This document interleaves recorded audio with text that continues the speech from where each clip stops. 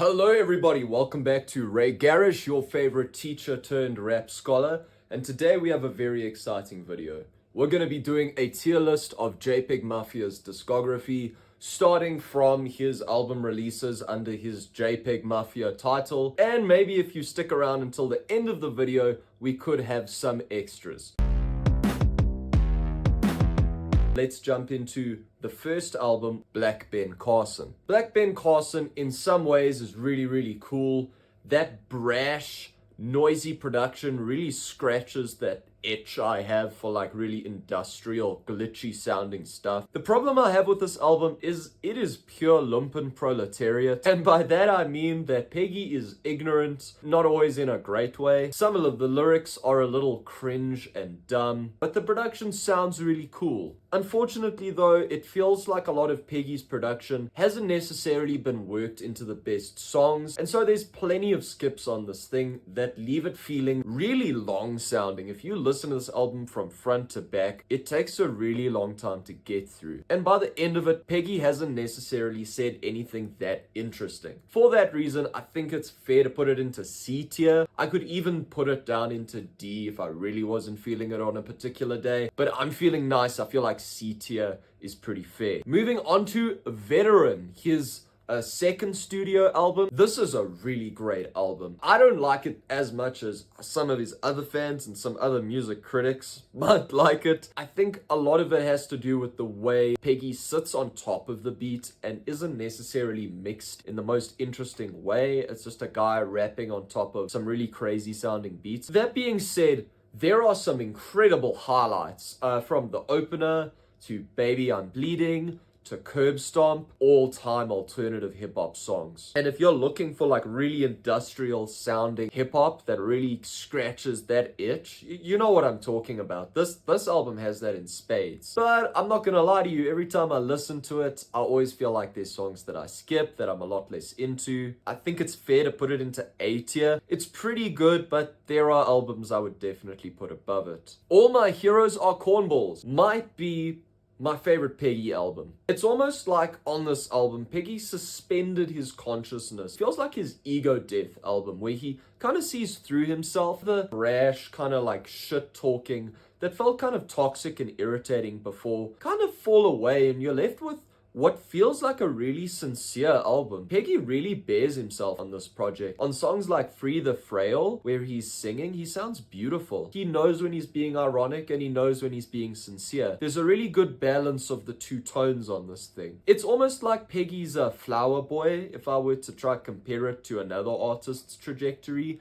where we feel like we see through the facade of JPEGmafia and see a bit of the guy underneath. I don't think there's any skips on this thing, and a lot of it has to do with the subtlety and the mixing and the writing. I think this is Peggy's most complex album up until this point. LP, I guess we can talk about the offline version, but the fact that there is like two versions, an online and the offline, I know it has something to do with the label or whatever. Someone can explain that in the comments. If you're the guy that knows the story, please share with everyone in the comments. But it does kind of give this album a bit of that Kanye BS, where it's like, is this the full version of the album, or do I need to set up a playlist with like the songs I like? You know what I mean? It's not a straightforward listening experience. That being said, Peggy's still a god on Ableton. The writing I don't like as much as All My Heroes Are Cornballs, but he is at that Jimi Hendrix level on Ableton. The sounds that he's able to create on this thing are otherworldly. They sound so weird and strange and still different and distinct from his previous album. And it's for that reason that it's fair to put it in a B tier. There's just not as many standouts, and the songs that do really stand out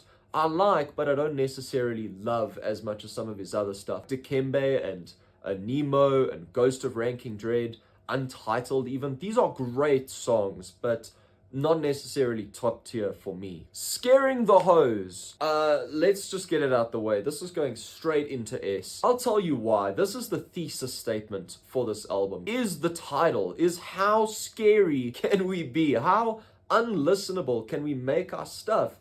But package it with this sugar-coated mixing that makes it sound unlistenable and yet unskippable. Every single song on this thing feels like a lab experiment that went perfectly. They've pushed the sounds that we typically associate with this noisy subgenre of rap. They push them to the natural extremes and still make it sound super listenable. I think this, track for track, might even be better than All My Heroes Are Cornballs. In that sense, it's a better album, even if All My Heroes Are Cornballs is my favorite album. I would say this album is still maybe superior on a song-for-song level. Personal favorite versus best. You guys understand that. I Lay Down My Life For You, his latest studio album.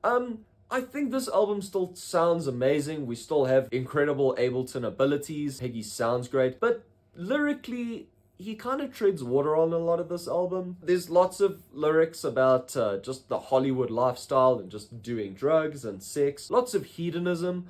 Like All My Heroes Are Cornballs, cracks kind of appear sometimes, and we get real vulnerability on songs like I Recovered From This or On or Off the Drugs. These are incredible songs. New Black History is also amazing. The more I think about it, there's so many songs individually that sound great. The songwriting is solid, but the lyrics themselves just don't give us that much more. And in a genre like rap, where you're always hoping to see new angles and aspects of an artist, it is a little bit of a letdown that this feels almost like an aesthetic makeover for Peggy rather than a conceptual one or a lyrical one. It's also like really bloated, and the deluxe versions and all the other bits and extras that Peggy has created with this, and even Scaring the Hoes, too much padding. You get great songs, but there's also lots of so-so songs, guys. The more I talk about it and think about it, I think it's fair to put his most recent album at the B tier. That feels fair for what this is. And finally, bonus project, the Ghost Pop tape,